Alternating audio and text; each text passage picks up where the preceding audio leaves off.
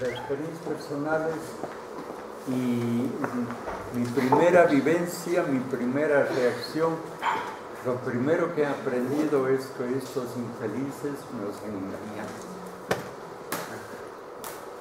Y podemos usar toda clase de expresiones, dudas y todo esto, y mandarles al diablo, pero tenemos que hacer, ¿no? Y vamos a revisar eso un poquito. No es solo una finca, dos fincas, sino que esto está, lo que estaba contando Santiago. Dije, ¿cómo está haciendo? Y que nos comentes después un ratito cómo trabajas y en qué trabajas, ¿no? Y sí, toda la cuestión de aguacate y todo esto. Veamos un poco. Este debería ser un sí, con acento. Sí es posible otra agricultura. Yo lo que siento después de 35 años, digo esto, sí, porque el diablo me engañaron, vivimos en el engaño, y yo, lo que siento es que sí se puede. Y si me preguntan, Pancho, ¿esto se podría extender a nivel mundial? Claro, supuesto. No hay duda. Entonces, un poquito vamos. ¿Por qué llegamos al engaño? Rápidamente, sigamos. Y lo que te dicen es, y lástima que no estás, Hugo, hagamos después que veamos al ministro de Agricultura de Francia diciendo lo que te dice. A mí me repitieron los 5 ministros de Agricultura en Ecuador. No se podría dar de comer al país. La productividad caería y los precios subirían. No hay cómo.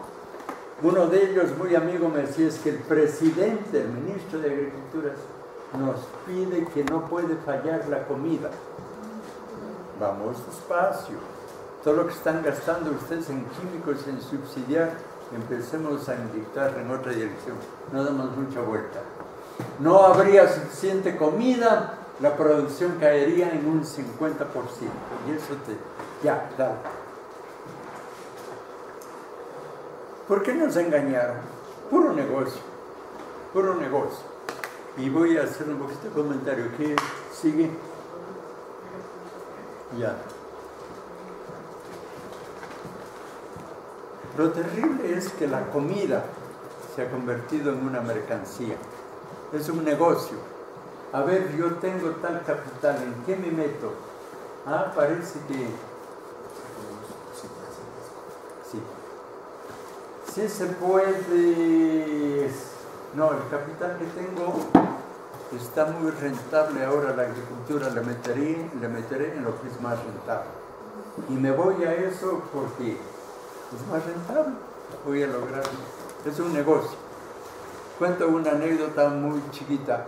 Un viejito indígena metido en la selva, en la Amazonía, charlábamos y él con un poquito de dificultad porque habla otra lengua, cofán. Me decía, vea compañero, a mí me da una pena terrible porque mis nietos, mis hijos en algún momento van a tener que comprar la comida. La comida no debería ser una mercancía. Ok, eso. Pero ahora va en esa dirección, pues. Dale.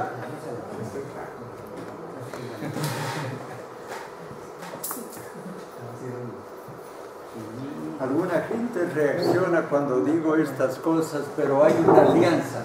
El dinero, la tecnología, las universidades, la guerra se juntan, aparece el negocio. Gran parte de la tecnología que existe actualmente, de la misma cuestión de comunicación, viene de la parte del ejército. Son investigaciones con millones de dólares. Sigamos. Y aquí hablo de un amigo íntimo que tengo,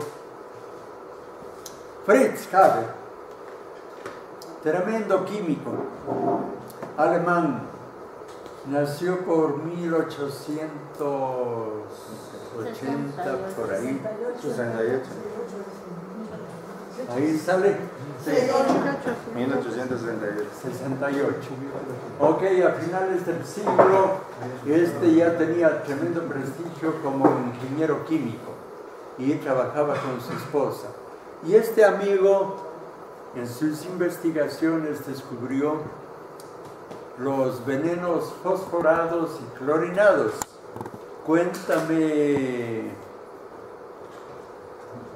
ingeniero Santiago, ¿qué son los fosforados? Bueno, pues son venenos que se inventaron con el fin de aniquilar cualquier cosa que se moviera prácticamente. Es un veneno potente que ahora ya está prohibiendo en muchos países, ¿no? Pero este amigo descubre eso, un gran descubrimiento, como Einstein, que entra a investigar y descubre eso, no es responsable de eso, ¿no? Este amigo descubre eso, el problema viene después, se dedica a trabajar en esto, entonces de la universidad le llama el ejército en la Primera Guerra Mundial. Fritz, vente por acá, ayúdanos a matar enemigos. Y él enseguida dice, encantado, ahí voy. Seguro que le habrán pagado bien, cuestiones de prestigio, y sigue, ahí está ya con su uniforme del ejército, dale. Y él le tiene esa mano, digamos, el que está extendido la mano, es nuestro amigo Fritz, que está enseñando ya en el campo de batalla cómo utilizar sus venenos. Y tiene un éxito tremendo. Y llega a decir este hombre que estamos haciendo una guerra más humana. Porque en lugar de matar con un cañonazo que vuelas por los aires en pedazos, aquí provocamos que te desmayes y mueras. Es una muerte mucho más humana. Espérate un rato, pone ahí, estoy entonces. A este le dieron el premio Nobel. Y voy a seguir un poquito con la historia. Gas clorinado, gas mostaza y fosfatados. Ok. Un día él regresaba del campo de batalla armado y llega a su casa. Y su esposa y su hijo estaban ahí, y su esposa recién se enteraba que él andaba en esas andanzas. Y entonces él saca las armas, pone a un lado, entonces la esposa se acerca y en lugar de coger la pistola y matarle al tipo, coge y se suicida ahí, delante del hijo de 13 años. ¿No? Y este imbécil se da la vuelta y vuelve al campo de batalla porque la patria. Este es el padre de gran parte de la guerra química, ¿no? Ok, sigue. Y es súper interesante a nuestro amigo Fritz Haber y a Bosch. Era gente súper pilas, ¿no? Estos se pusieron a ver, hablaremos después del nitrógeno. Estos dicen, aquí estamos respirando nitrógeno. Respira, Oscar, no nos dejes sin aire. De lo que respiramos, el 75% y aún un poquito más, el 75% es nitrógeno. Y estos dicen, recojamos el aire. Pues. Y le solucionan gran parte del problema de la guerra, porque los explosivos se hacían con nitrógeno, fósforo y potasio. Una coincidencia tremenda, ¿no? Y básicamente para la Primera Guerra Mundial se traía el nitrógeno en la forma de salitre de Chile. De las minas de Chile se traía. Los aliados se dan cuenta de eso, les cortan el camino y estos dos individuos salen y dicen, fácil la solución, vamos a recoger del aire y tenemos la tecnología para recoger del aire el nitrógeno. Entonces, después de la guerra, Primera Guerra Mundial, fue más tarde. Estoy un poquito, porque los premios Nobel empiezan posteriormente. Pero les dieron el premio Nobel a estos amigos porque habían hecho un bien extraordinario al planeta con la recolección de nitrógeno del aire, porque en base a eso se tiene la urea, y salvaron estos dos del hambre al planeta. Simpático. Eso no te enseñan en la universidad, no te enseñan sobre Fritz Haber. Toda la tecnología esa, la misma cuestión de tanques que se transforman después en tractores. Dale. Y tiene lo de la urea. Estos dos países dicen, hagamos tremendas instalaciones para recoger el nitrógeno del aire. Lo único que necesitamos es gran temperatura y grandes presiones. Es lo que hace un rayo. Ustedes están caminando y ¡boom! El tremendo trueno, el rayo, y ese rato con la lluvia te cae nitrógeno al suelo. Después vamos a ver un poquito el proceso que se da. Es súper sencillo, pero necesitan grandes plantas para hacer eso. Sigue.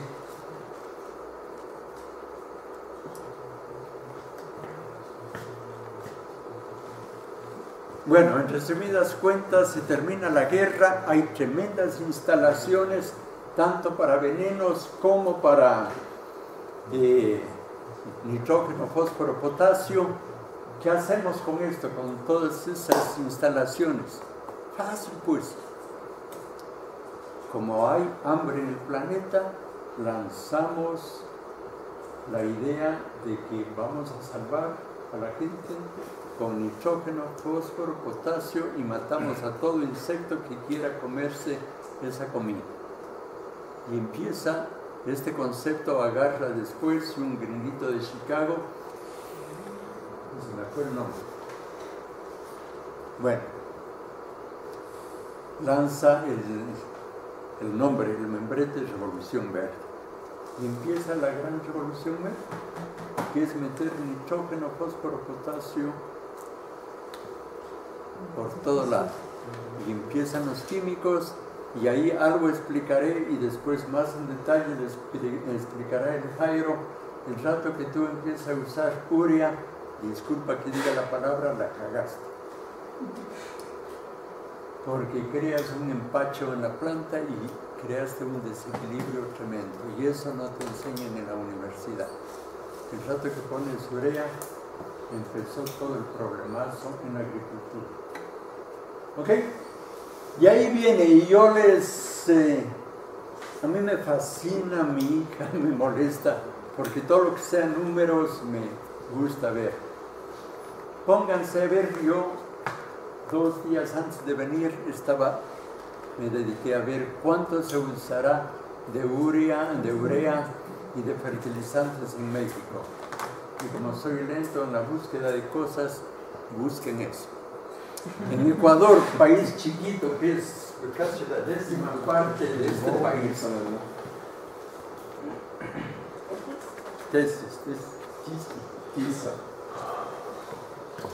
En Ecuador se utilizan 800.000 toneladas de fertilizantes químicos, y de ahí 200.000 son urea.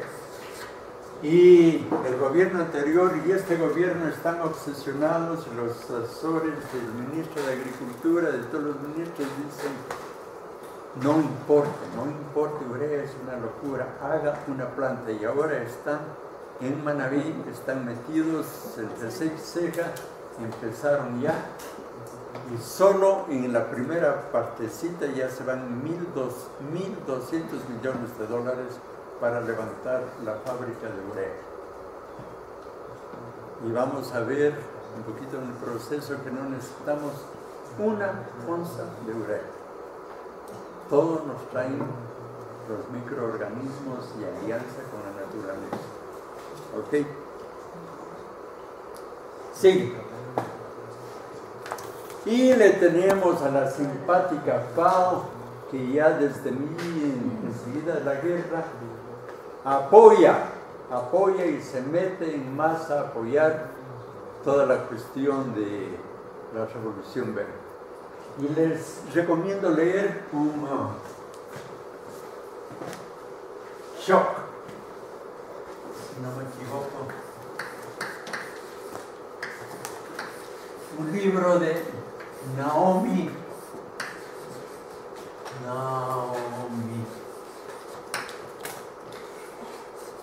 Klein, una canadiense. Fascinante libro. Los cambios y cómo juega el capital con espantos. Cuidado, va a pasar eso. La fiebre porcina. La otra fiebre era H1N1. En el aeropuerto te recibían con mascarillas. Me tocó viajar en esos días. Y chequeos, ¿cómo? Fiebre aviar. Métete a investigar cuántas vacunas se produjeron en el planeta. Ponte a ver cómo los gobiernos corrían. Hay que salvar a nuestros paisanos. Y te compran y te ponen gratis y todo esto. ¿Qué millonadas se hicieron? Y médicos naturistas te decían, usted con buena alimentación no necesita en absoluto esa vacuna. Y entonces lo mismo acá, hay hambre en el planeta, entonces papito, programa Alianza para el Progreso, todas las ayudas internacionales te van dando y te ayudan a construir fábricas. Ya, es un problema de negocio. Y nos tragaron y caímos en el engaño. Y yo digo, este rato empieza a haber cantidad de pequeños foquitos que están prendiendo en el planeta que dicen, aquí hay una mentira. Dale. La FAO, universidades, todos apoyan. La FAO, hijos de su madre, este rato andan ya con la cuestión de la agricultura familiar. Y se ponen un poco... Me invitaron a una mesa redonda con la gente de la FAO. Y de entrada les dije, papitos, no les creo nada. Ustedes han engañado al planeta. ¿Ustedes qué dijeron cuando empezó toda la avalancha de la Revolución Verde? Pues todos ustedes apoyaron. Y ahora se dan cuenta de que no va por ahí el camino y salen a gritar en otra dirección. Los de la FAO tienen estudios de que se viene un problema energético. Hay muchos estudios sobre la cuestión del oil peak, que le llaman, que va a llegar un momento en que el petróleo empieza a caer en la producción y hay una crisis energética tremenda en el planeta. ¿Quién va a solucionar eso? Le contratan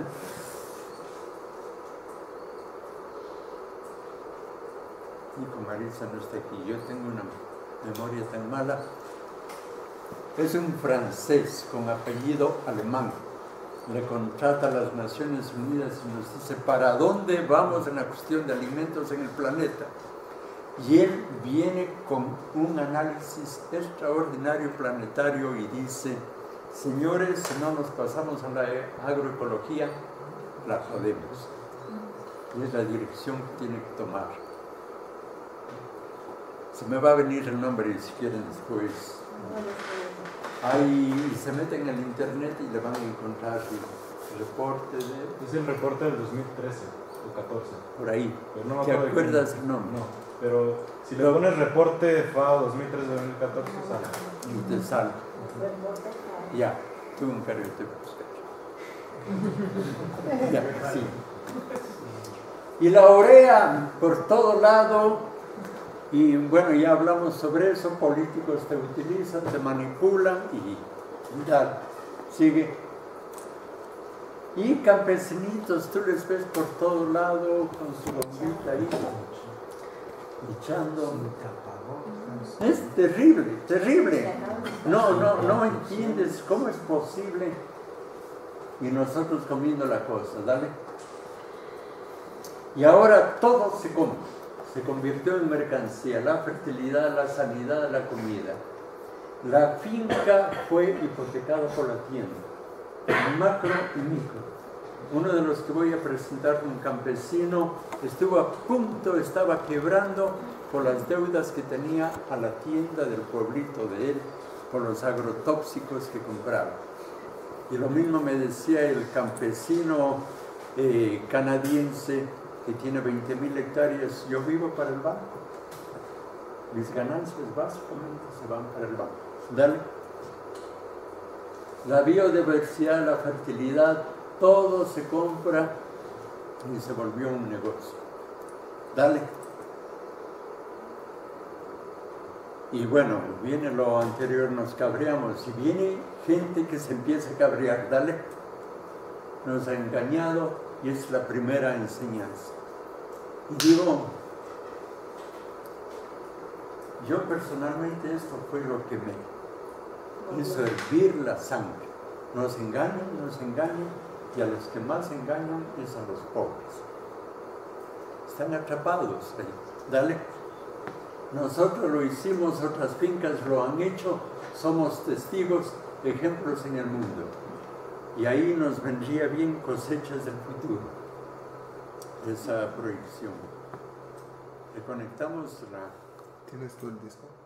Sí.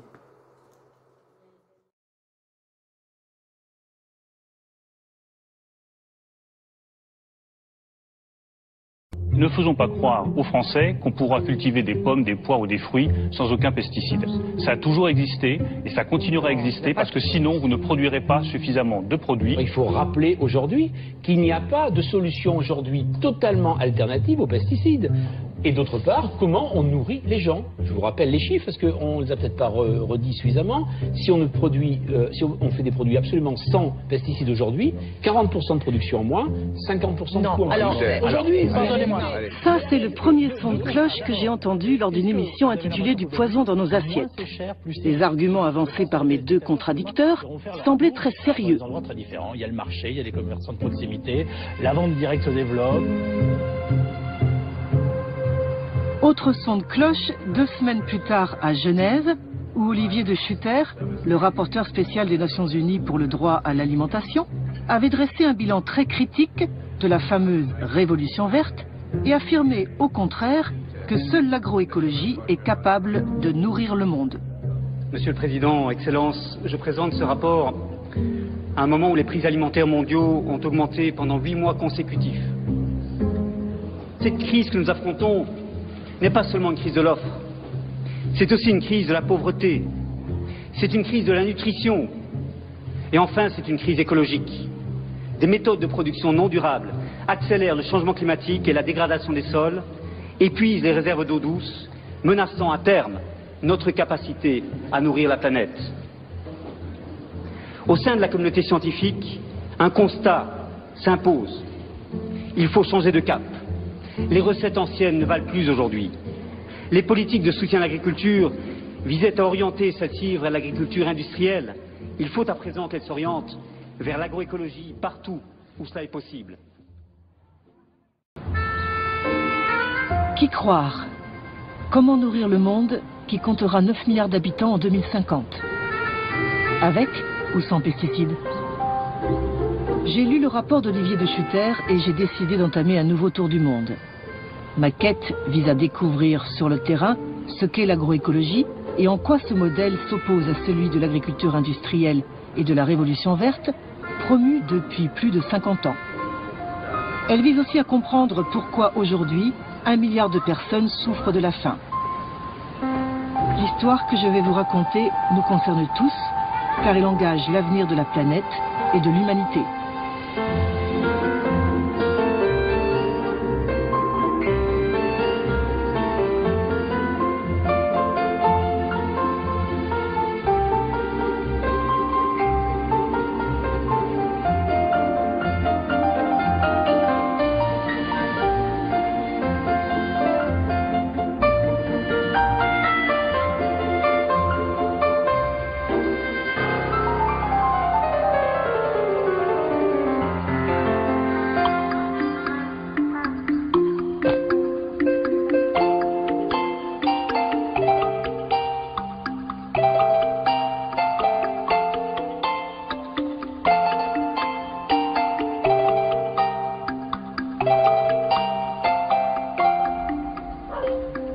La première étape de mon enquête m'a conduite au Mexique, qui représente le centre d'origine du maïs.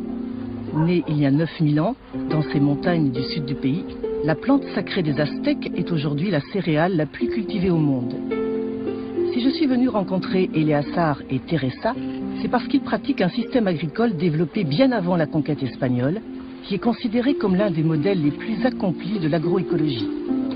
Baptisé milpa, il consiste à semer en même temps des graines de maïs, de haricots et de citrouilles.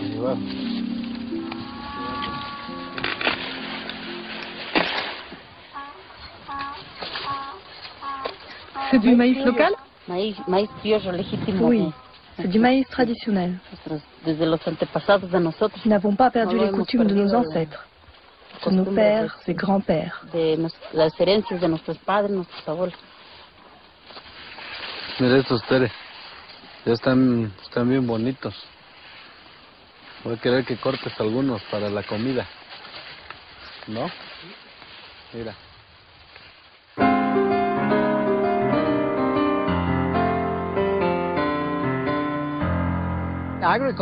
L'agroécologie est l'antithèse de l'agriculture industrielle parce qu'elle n'est pas une agriculture basée sur des intrants mais sur des processus. Elle ne repose pas sur des monocultures qui ont besoin d'intrants en énergie, pesticides, engrais chimiques, mais elle s'appuie sur une série de principes comme l'accroissement de la biodiversité, le recyclage, l'augmentation des matières organiques du sol, l'intégration d'animaux, etc. Par exemple, la milpa est un système de polyculture typique de l'Amérique centrale, mais si on va dans d'autres régions, on trouvera d'autres combinaisons de cultures, dont l'interaction produit des synergies qui rendent le système beaucoup plus productif que les monocultures. On croit généralement que les grandes fermes produisent plus d'aliments, mais en fait, les petites fermes, quand on mesure la production totale, sont beaucoup plus productives que les grandes. Par exemple, quand on mesure l'efficacité énergétique des grandes exploitations industrielles, on obtient un rapport de 2 ou 3, maximum. Ça veut dire qu'en injectant 1 kilocalorie d'énergie, on obtient 3 kilocalories d'énergie en termes de nourriture. Pour une petite exploitation, le rapport est de 15 à 30. La conversion énergétique est très élevée. Dale Lesser exploite 480 hectares de soja et de maïs transgénique dans le Midwest américain. Contrairement à Eleazar, son collègue mexicain, il est obligé de racheter chaque année de nouvelles semences car les OGM sont protégés par un brevet. Ses coûts de production ne cessent d'augmenter en raison de la résistance développée par les insectes et les mauvaises herbes aux pesticides chimiques ou transgéniques. C'est du maïs transgénique? Oui, cette variété est ce qu'on appelle un OGM triple. Elle comprend un gène pour la pyrale du maïs, un autre pour la chrysomèle des racines du maïs et un gène de résistance à l'herbicide Roundup. La semaine dernière, nous avons rencontré au Mexique un producteur de maïs qui pratique le système de la milpa. Vous savez ce que c'est?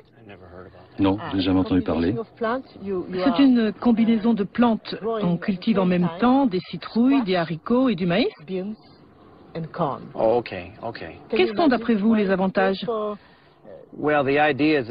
J'imagine que si on a plus de biodiversité, on a moins de problèmes avec les parasites. Comme nous avons ici une grande diversité d'aliments pour les insectes, ceci s'attaque un peu au maïs, un peu aux haricots, un peu aux citrouilles ou aux herbes qui poussent dans la parcelle. Au bout du compte, ils ne constituent jamais un problème. C'est le problème des monocultures.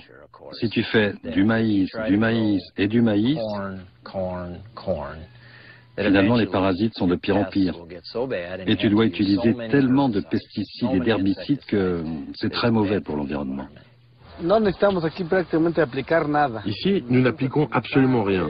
Ni engrais, ni insecticides, ni herbicides. Aucun produit chimique pour contrôler les ravageurs ou les mauvaises herbes. Dès que les mauvaises herbes deviennent résistantes, il faut appliquer autre chose, et puis on finit par pulvériser toutes sortes de produits.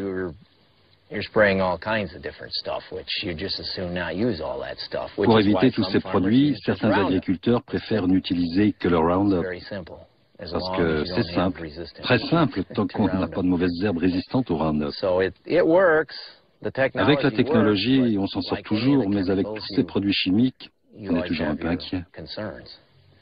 Pour votre santé? Oui, pour les effets que ça peut avoir sur la santé. On ne les voit pas tout de suite, mais au bout de 25 ans. Et pour vos enfants? Ouais, ou pour les consommateurs qui vont boire l'eau, ou pour les nappes phréatiques.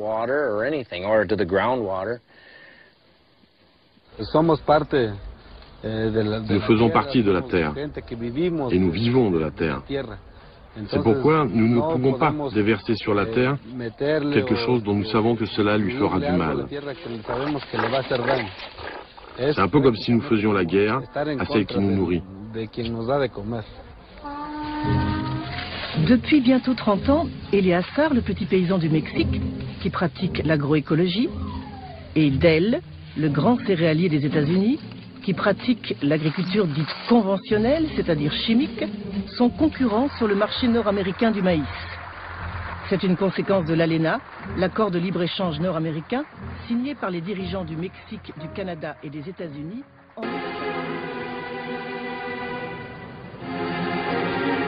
en 1992, David Pimentel a publié une étude intitulée « Les coûts environnementaux et économiques de l'usage des pesticides ». Pour la première fois, il a évalué les coûts indirects que génère l'agriculture chimique. Parmi eux, la mort d'insectes bénéfiques, d'abeilles, d'oiseaux ou de grenouilles, la contamination de l'eau et de l'air et les maladies que provoquent les pesticides chez les paysans, les riverains ou les consommateurs. Résultat, il y a 30 ans, la facture américaine s'élevait à 10 milliards de dollars par an. La quantité de pesticides qui atteint sa cible est très faible. Dans des conditions optimales, 50% des pesticides épandus atteignent la zone cible. C'est un terrible gâchis qui tue des oiseaux, des poissons, pollue l'eau et affecte la santé publique, avec des morts et des gens qui finissent à l'hôpital. Tout cela fait partie des 10 milliards de dollars de dommages.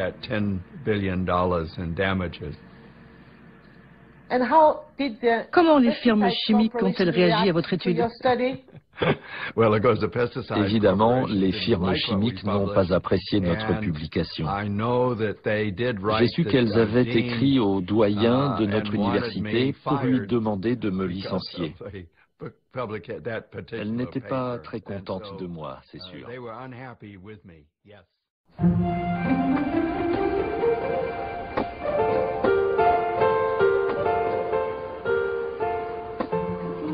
En 2008, une étude publiée par le Parlement européen a confirmé les estimations de David Pimentel.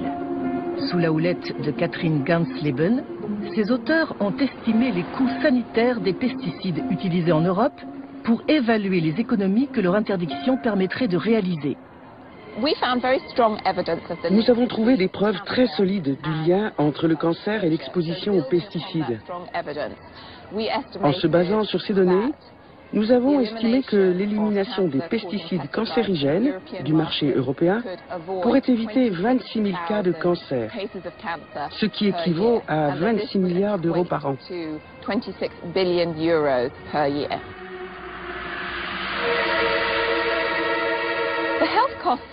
Les coûts sanitaires associés aux pesticides représentent ce qu'on appelle des externalités.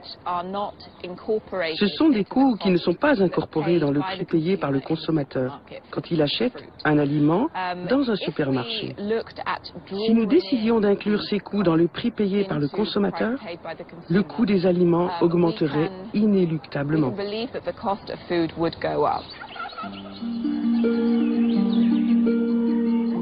Retour au Mexique.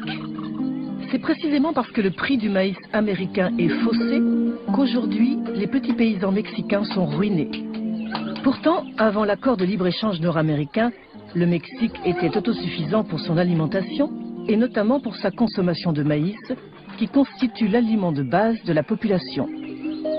Pour soutenir la production nationale, le gouvernement taxait les importations et garantissait un prix minimum aux producteurs. Au nom du libre-échange, toutes ces mesures ont été supprimées alors que les États-Unis maintenaient leurs subventions agricoles. Résultat, aujourd'hui le Mexique importe plus de 30% du maïs qu'il consomme, tandis que localement, le prix chutait de 66%. Eleazar fait partie d'une association de paysans qui promeut le système de la milpa comme un moyen de résistance face au modèle imposé par l'ALENA. Tout ce que nous mangeons ce soir vient de la milpa. Pour nous, le système de la milpa est totalement lié au problème de la souveraineté alimentaire. Quelle est la différence entre la sécurité et la souveraineté alimentaire? La sécurité alimentaire, c'est par exemple cette corbeille de tortillas. Si on n'a pas d'argent pour les acheter et les mettre sur la table, il n'y a pas de sécurité alimentaire. Mais la souveraineté alimentaire, c'est tout le contraire.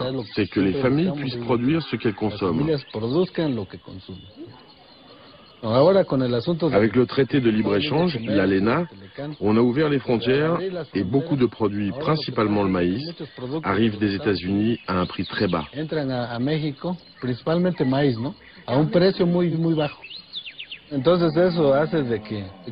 résultat, c'est qu'il y a beaucoup d'émigration, moins de motivation pour travailler dans l'agriculture, donc moins de paysans. Certains préfèrent acheter un sac de maïs plutôt que de le produire, parce que ça revient beaucoup plus cher.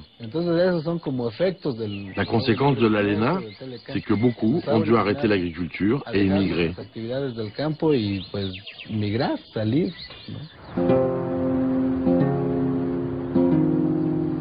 Depuis l'ALENA, 3 millions de petits paysans ont abandonné l'agriculture. Chaque année, 500 000 Mexicains ont rejoint clandestinement les États-Unis. Les autres ont migré dans les bidonvilles de Mexico, où ils survivent grâce aux expédients de l'économie informelle. À l'instar de plus d'1 milliard de personnes dans le monde, ils font partie des pauvres urbains, qui souffrent de ce que l'ONU appelle la faim silencieuse. Aujourd'hui, 19 millions de Mexicains souffrent de malnutrition. C'est dans ce contexte d'urgence alimentaire qu'Olivier de Schutter a effectué une mission officielle en juin 2011. Malheureusement, il ne fut pas possible de filmer ces rencontres avec le gouvernement mexicain. Pour cette occasion exceptionnelle, les organisations paysannes avaient organisé un colloque baptisé « La faim n'attend pas ». Nacional campesino con el título del Hambre no espera. Es importante que lo diga al mundo que México vive una crisis agroalimentaria, que es necesario que nuestro gobierno lo reconozca y que es necesario que la clase política y la sociedad entera tomen las medidas necesarias para superar esta situación de crisis que es inhumana. My interest for the right to food dates from one morning I still remember.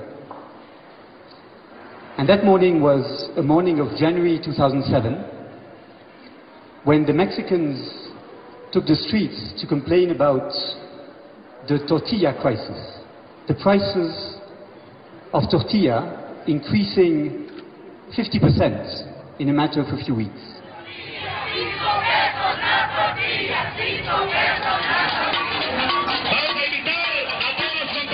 And I noted that the production was above average levels, that the imports of maize were above average levels. Still, the prices climbed.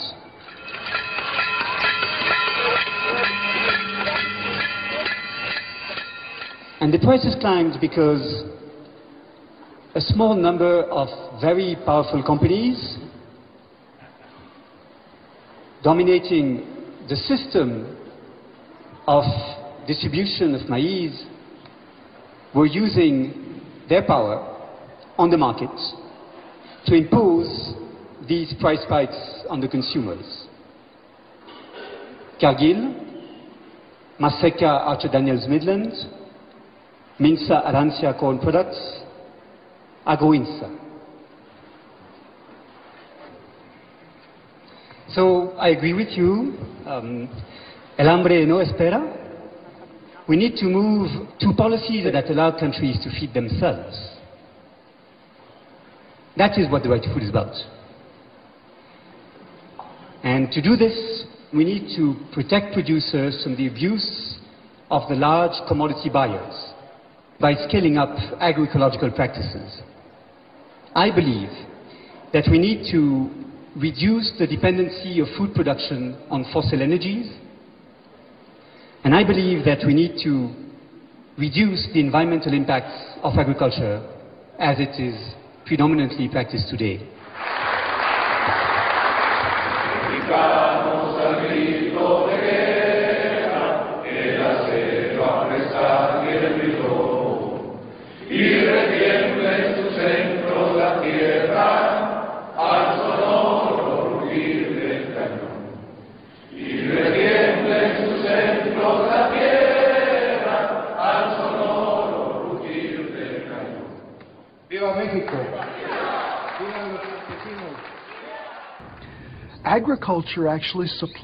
L'agriculture fournit l'eau, les gaz, l'oxygène de l'air. Elle est la base de la protection de nos sols et de nos paysages. Et puis, c'est très important en Europe, elle incarne l'esthétique, la beauté de la campagne. Si les paysans ont sous-évalué la valeur de ces services, c'est parce que la société ne les rétribuait pas pour ça. Est-ce que cela veut dire que la révolution verte appartient au passé et que nous devons revoir notre conception des paysages? Tout à fait. Nous devons revoir notre manière d'évaluer les paysages en visant un nouvel équilibre entre le besoin d'augmenter la production alimentaire et celui de protéger nos paysages. N'oublions pas que partout où la révolution verte a été appliquée, les sols ont perdu leur valeur et leur qualité. Et il faut absolument régénérer ces sols. Pour régénérer ces sols, il faut changer nos pratiques. Nous ne pouvons pas continuer à cultiver de la même manière, année après année. Dans ce processus de régénération des sols, les arbres ont un rôle majeur à jouer.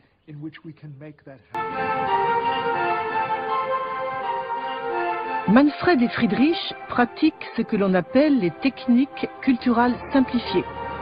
Depuis 30 ans, ils ne labourent plus leurs champs, ils n'utilisent jamais d'engrais chimiques ni de compost, mais nourrissent leur sol avec un couvert végétal permanent, considéré comme un engrais vert. Enfin, ils pratiquent le semi-direct. En ce jour de mai, Friedrich sème du soja au milieu des plants de seigle et de trèfle fraîchement coupés, qui constituent ce que l'on appelle un mulch. Nous ne labourons pas avant de semer, car nous essayons de remuer le sol le moins possible, parce que chaque préparation du sol perturbe la vie microbiologique de la terre. Un sol nu est du point de vue biologique un non-sens.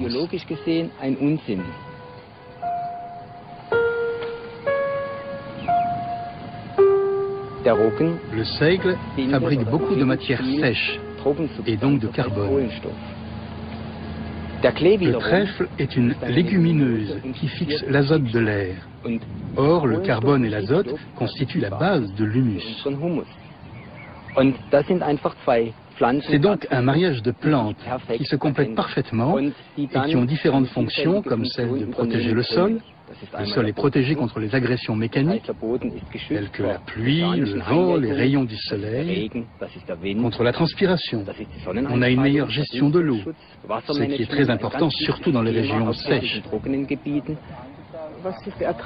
Comment sont vos rendements comparés à ceux du soja conventionnel?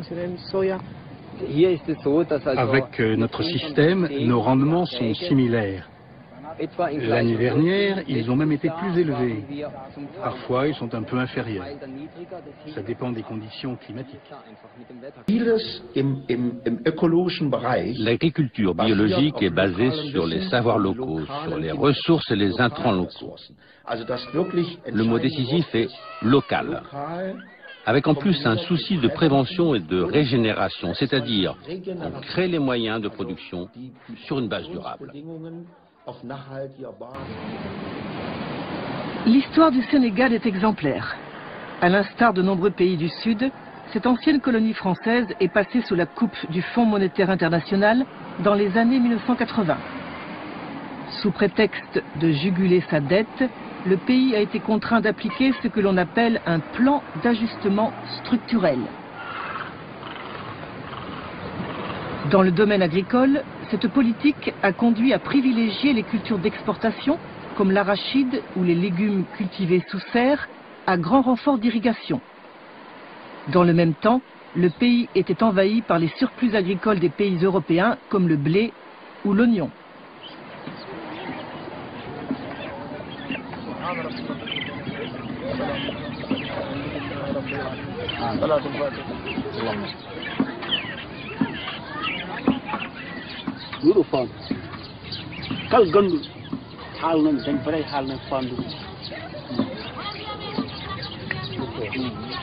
Bandu ko aduna Allah woni ko dessin aduna Allah woni hollir duɗo faanu ganden aduna ko koko jokkodir ko yimɓe mbiyata kon jokkodir ɗum noon woni oɗo bim ɗo to gonɗo ɗo e Sénégal ko moƴƴinata ko soble men ko bonnata ko soble men fof jeeya hen soble ummoto ɗo Europe Espagne France Allemagne Hollande ɗeɗon soble ummoto ga gara ɗo ganden ɗo noon e ga ujunaji kewɗi kilométre uji goni ma won hedde 5000 kilométres ɗum jiɗɗen ñaagaɗen fof e dow soble garoɗe ɗe yooɓe nanngan men ɗum enen ko ndenno ko bel ma wawi yaade so yeehi bel ma wawi ko dañi ko nafma ɓesma andi sa liggim kadi mbasa mbesɗa kadi andi tofta liggey kono objectif men kam enen ko yalla yata ken wiye remoɓe Sénégal en mbawan Sénégal.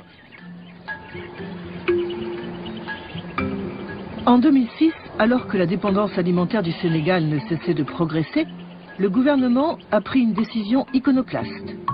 Il a interdit l'importation des oignons de février à juillet, c'est-à-dire pendant les 6 mois de la production nationale.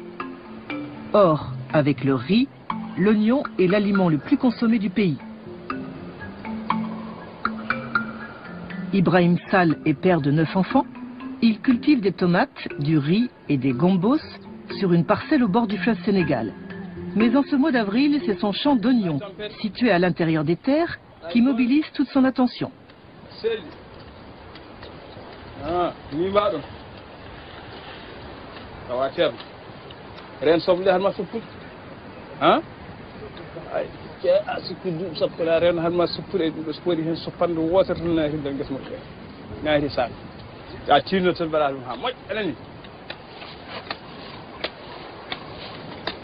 Le fait qu'on interdise l'importation des oignons, ça nous apporte du bonheur, pratiquement nous les paysans. Si par exemple maintenant on ne protège pas les oignons, c'est toute une filière, c'est toute une chaîne. Des gens qui en dépendent, qui vont vraiment en souffrir. Ma famille m'aide, mais aussi il y a certaines choses que je ne peux pas faire tout. Je suis obligé de prendre des gens pour qu'ils m'aident. Par exemple, je donne l'exemple des saisonniers qui sont ici pendant 3 mois. Je les paye par exemple pour déterrer 1 hectare, 60 000 francs. Les fleurs d'oignon, ce sont les peuls qui viennent couper parce qu'eux, ils ont leur bétail. Les animaux arrivent à survivre parce que nous sommes à une période qui est extrêmement sèche à l'heure actuelle, il n'y a pas l'herbe fraîche. Donc c'est avec ça qu'ils arrivent à nourrir leurs animaux.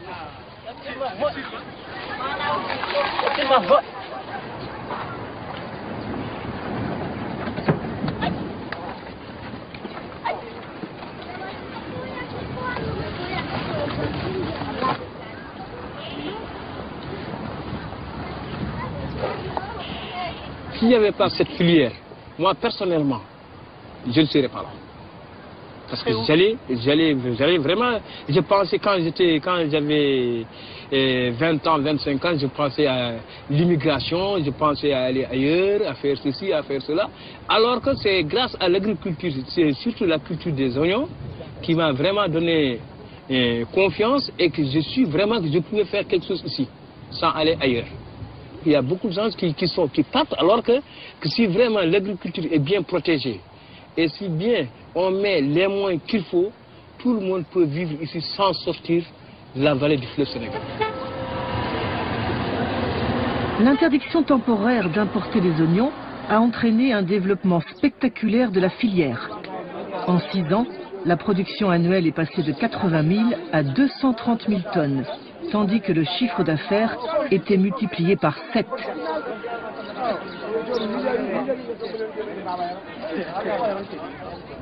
Ibrahim vend sa production bord-champ, comme on dit ici, à un banabana, un intermédiaire qui se charge du transport des oignons du champ jusqu'à Dakar. Ce jour-là, Ibrahim n'est pas satisfait, car les marchés de la capitale sont saturés d'oignons et le prix s'est effondré.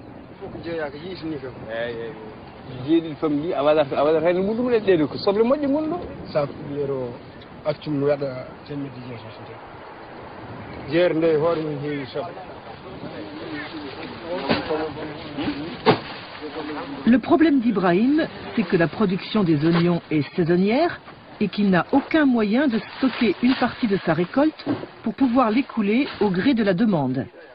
Pour être pleinement efficace, l'interdiction temporaire des importations devrait être accompagnée d'un développement des aires de stockage. Si je ne vends pas, je suis obligé d'attendre de faire des hangars provisoires, ou bien j'amène des stocks sous les arbres. Comment faire? Je suis sûr que si par exemple on trouve des magasins pour pouvoir stocker, nous pourrons satisfaire le Sénégal, les besoins du Sénégal pendant 10 mois.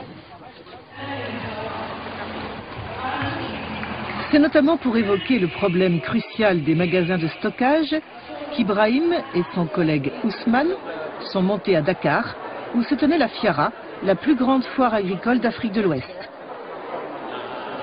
Ça c'est bio, bio. Tout est bio.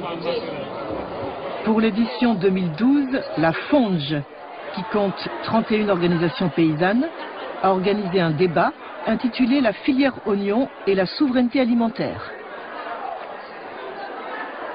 Y participaient les 3 acteurs clés de la filière, les producteurs, les commerçants, mais aussi les consommateurs. Face à eux, le représentant de l'Agence de régulation des marchés. Créée en 2003, l'agence est chargée de contrôler l'interdiction d'importer des oignons, tout en veillant à ce que les prix ne dérapent pas. Disons-le clairement, cette structure de concertation est exemplaire, car elle repose sur 3 piliers fondamentaux, le protectionnisme, la régulation et la protection du consommateur. Vous considérez que c'est un modèle, cette filière de l'oignon au Sénégal, qui pourrait inspirer d'autres pays du Sud. Et ma deuxième question, c'est comment a réagi l'Organisation mondiale du commerce à cette décision? Parce que d'après les règles de l'OMC, elle pourrait considérer que c'est une entorse au libre-échange. Est-ce qu'il y a d'autres pays qui adoptent ces mesures? Pour l'instant, en Afrique de l'Ouest, non. Nous avons osé. Peut-être les autres pays n'ont pas encore osé dans ce sens, mais en tout cas, la conférence des ministres de l'Agriculture a recommandé à ce que ce modèle soit institué au niveau de l'ensemble des pays de la sous-région. Et j'ai fait 9 pays de la sous-région pour partager avec eux ce modèle donc, de régulation. Par rapport à l'OMC, j'ai à vous dire que l'OMC est venu jusqu'au Sénégal, en tête à tête, ils sont entraînés avec nous pour dire qu'on ne peut rien contre vous. Entre le producteur et le marché, il y a beaucoup d'intermédiaires. Chacun prend sa part. Le perdant, c'est le paysan. Il faut aussi qu'on parle du problème des magasins. Tant qu'on n'aidera pas les paysans à vendre et à stocker, la filière des oignons ne pourra pas se développer. Donc, Ibrahim Sall, oui, les magasins, évidemment, bon, nous prendrons les dispositions qu'il faut. Pour ce qui concerne les intermédiaires, comme vous dites, ce sont les intermédiaires qui n'ont pratiquement pas sué, qui n'ont pratiquement rien investi, qui s'adjugent le maximum de marge bénéficiaire. Nous allons essayer, en tout cas, d'en arriver à une répartition équitable de la marge bénéficiaire pour que chacun puisse s'y retrouver. Le développement de la filière oignon peut se faire de manière tout à fait équilibrée, c'est-à-dire que le producteur s'y retrouve avec des prix rémunérateurs, que le commerçant s'y retrouve en ayant toujours sa marge et que le consommateur y gagne par une consommation d'oignons de qualité si ces différentes, en tout cas, approches sont réalisées, nous arriverons vraiment à un développement très important donc, de la filière oignon. Je pense qu'un des problèmes des dernières années, c'est que l'on a pensé en opposition les intérêts des producteurs et des consommateurs. Au fond, les consommateurs, pensait-on, ont intérêt à des prix bas, à une diffusion de masse des produits alimentaires uniformes, à travers des circuits de distribution de plus en plus développés, et on a opposé les intérêts des consommateurs aux intérêts des producteurs, qui eux, pensait-on, ont intérêt à ce que les prix soient élevés, et donc on se disait il faut arbitrer entre les intérêts de ces deux groupes. Et donc la question des prix est mal posée. Ce qu'il faut poser comme question, c'est de savoir qui fait des profits dans la manière dont le système alimentaire est organisé. Et au fond, quand on pose cette question, on se rend compte que la marge des producteurs est de plus en plus petite, que les consommateurs, eux, payent de plus en plus cher, y compris quand les revenus des producteurs sont de plus en plus bas. Il faut aller vers des chaînes plus courtes qui permettent à la fois aux consommateurs et aux producteurs de gagner dans des systèmes alimentaires qui relient plus étroitement les uns aux autres et permettent aux producteurs d'être mieux payés pour leur travail et aux consommateurs d'avoir accès à des produits à des prix plus élevés.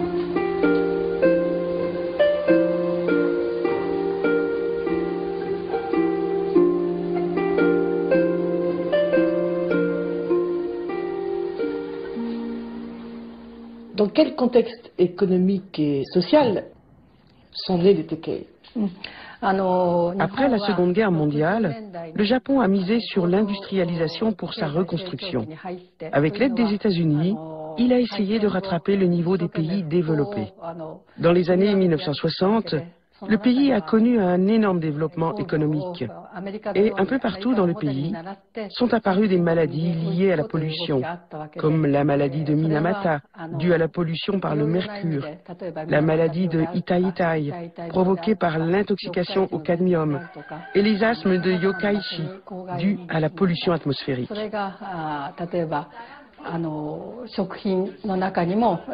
Dans la nourriture, on a trouvé des résidus de produits chimiques, ce qui a provoqué l'inquiétude des jeunes mères de famille dans les villes, qui ont donc cherché à se procurer des aliments sains.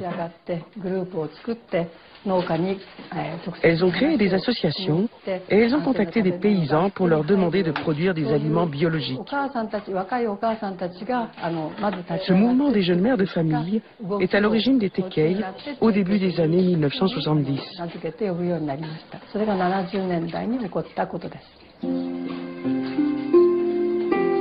Tomoko n'a pas oublié ses premières rencontres avec les jeunes citadines qui n'avaient jamais vu une ferme de leur vie. Aujourd'hui, le système est bien rodé.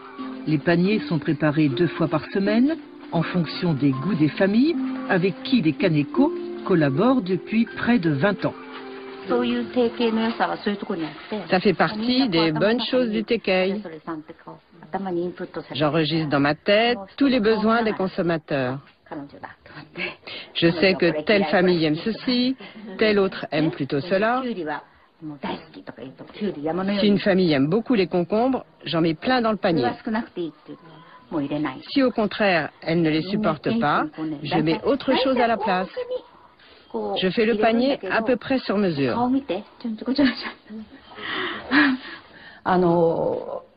Généralement, quand on parle de consommateurs et de producteurs, on pense à une relation basée sur le profit.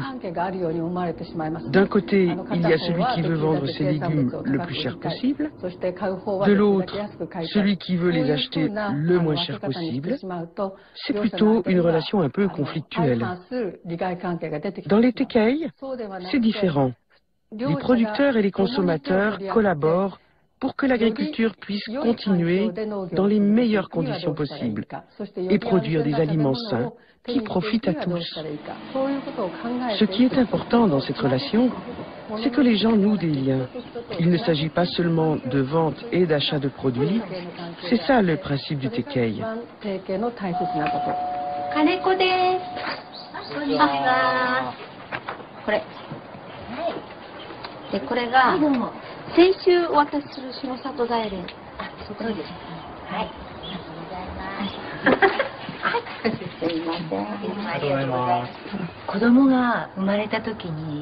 Quand mon enfant est né, je ne voulais pas le nourrir avec des légumes qui contenaient des résidus de pesticides. Car je pense que c'est très mauvais pour la santé.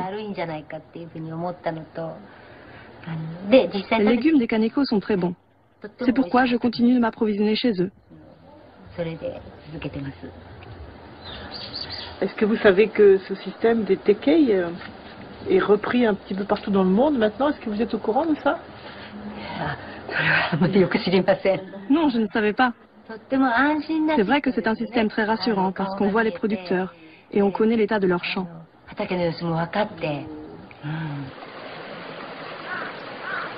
De fait, le système des tekei a le vent en poupe, comme aux États-Unis où les CSA, mot à mot l'agriculture soutenue par la communauté, ont été créés dès 1985.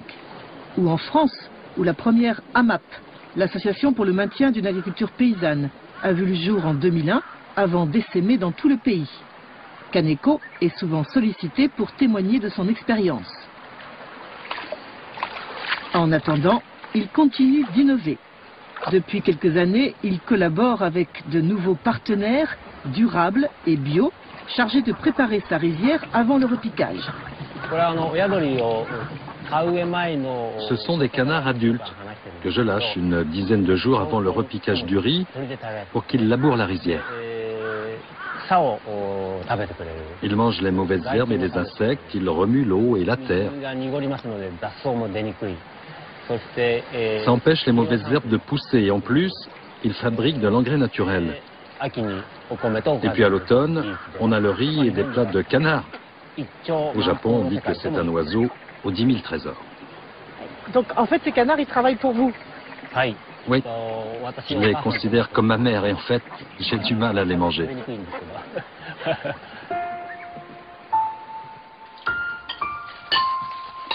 Le couple Kaneko n'a pas pu avoir d'enfants, mais il a pourtant une grande famille. Tous les repas sont partagés avec le chef de culture, mais aussi avec les stagiaires japonais et internationaux qui se succèdent depuis 30 ans. Certains sont étudiants, d'autres retraités. Tous envisagent de s'installer en agriculture biologique en suivant les enseignements de celui qu'ils considèrent comme leur maître. Je suis venu chez Kaneko parce que non seulement il est autonome d'un point de vue alimentaire, mais aussi dans le domaine de l'énergie.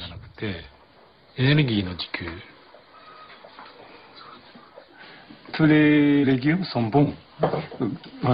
Et moi aussi, mes légumes sont bons. Et je peux comparer, mais ces légumes sont meilleurs que les miens. Tout ce qu'il y a sur la table vient de la ferme? Oui, tout vient de la ferme, sauf le poisson. Il n'y a pas de poisson dans la province de Saitama. Est-ce que vous pensez que l'agriculture biologique pourrait nourrir le Japon? Oui, je pense que oui. L'État et les experts disent que c'est impossible, mais mon expérience montre que c'est possible. Mon modèle, c'est 2 hectares de culture et de riz. Avec ça, on peut nourrir complètement 10 familles. Si on divise 2 hectares par 10 familles, chaque famille a besoin de 20 arts pour se nourrir. Or, au Japon, chaque habitant dispose en moyenne de l'équivalent de 4 arts. Donc, une famille de 5 personnes peut être autosuffisante. Si on se base sur les surfaces cultivées actuelles, le pays peut se nourrir soi-même.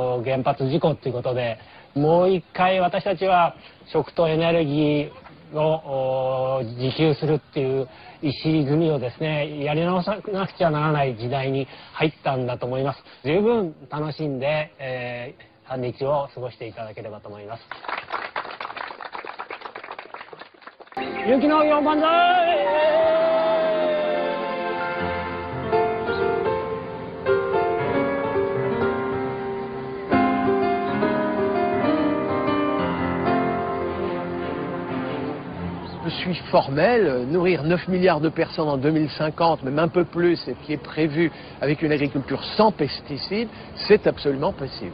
Je suis absolument formel là-dessus, mais par contre, c'est savant. C'est-à-dire que c'est une agriculture qui évitera la monoculture, qui évitera de ne mettre qu'une seule espèce, qu'une seule variété dans un même champ. C'est au contraire une agriculture savante dans laquelle il y aura associé dans un même champ plusieurs espèces, plusieurs variétés, tolérantes à différentes catégories d'insectes et d'agents pathogènes. Savez-vous sur quoi se fondent ceux qui prétendent qu'on ne peut pas nourrir le monde sans pesticides? Je pense qu'effectivement, cet argument selon lequel on ne pourrait pas produire et nourrir la population sans pesticides, c'est le discours de l'agrochimie et ça sert leurs intérêts. Donc ce qu'il faut, c'est une véritable révolution agricole. Une véritable révolution agricole, absolument, dans tous les sens du terme. C'est à la fois une révolution technique, passer de processus industriels et de produits standards à une agriculture plus respectueuse de l'environnement et plus artisanale. C'est une révolution, faut être honnête, culturelle pour les agriculteurs, de comprendre que non, ce qu'on leur a dit être moderne n'est finalement pas si moderne, et que l'agriculture moderne de demain, c'est celle qui respectera les abeilles, les pucerons, les coccinelles et les carabes. Que les agriculteurs ne se découragent pas. C'est politiquement, il faut gagner un combat, et pour gagner ce combat, c'est uni. Il faut mener consommateurs, environnementalistes, agriculteurs, tous unis vers une agriculture au service de l'intérêt général.